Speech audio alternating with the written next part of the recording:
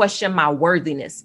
I don't feel like I'm worth it. My internal value is not enough. So I could still show up on the outside, hair, I had the long hair, the cute outfits, the beat face of makeup. Like I could show up looking confident because it's more external. You can see that. If I walk in the room with my head up, chest out, I walk good, like you assume she's very confident. So I had that outward confidence, but on the inside, I didn't trust myself. I didn't trust my decision making. I didn't trust my abilities. I didn't trust my skills. I just didn't trust me. And then even the self-esteem, I didn't feel worthy. I didn't feel good enough. So because my value system of myself dropped, I started making decisions that weren't in alignment with who I really was. So because I felt like I wasn't worthy, I wasn't valuable, I wasn't desired, I wasn't loved, I fell into a really horrible depression and I began to self-medicate.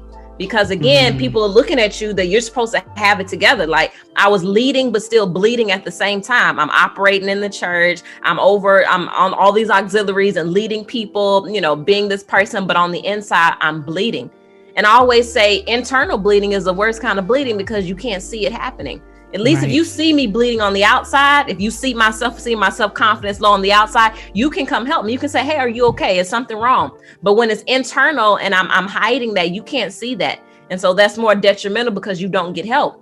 So the help I did, I started self-medicating. I started drinking. I got into drinking a lot. And you would never know it because I still came so well put together. But because I felt so worthless, I felt so unloved and unvaluable. I felt like this is the best I can do. This is all I'm worth. So the decisions I started making became in alignment with how I saw myself. And as humans, our biggest thing is to be consistent with who we say that we are. If we say this is who we are, we try to do everything in alignment with that. That's how we end up with internal conflicts. That's how we end up torn and out of alignment because we're acting, doing, or saying something that doesn't match up with who we believe we are. So even though I was doing these things, I started going out into nightlife. I started drinking. I felt so disconnected because I'm like, it doesn't feel right, but it feels right.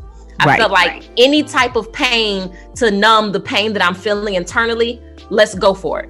And so that's how my self-confidence and my self-worth began to really crash in on myself. And I started making decisions that lined up more so with how I saw myself in that season of my life, which is unloved, unworthy, unvaluable. And I don't trust myself to make the right decisions now.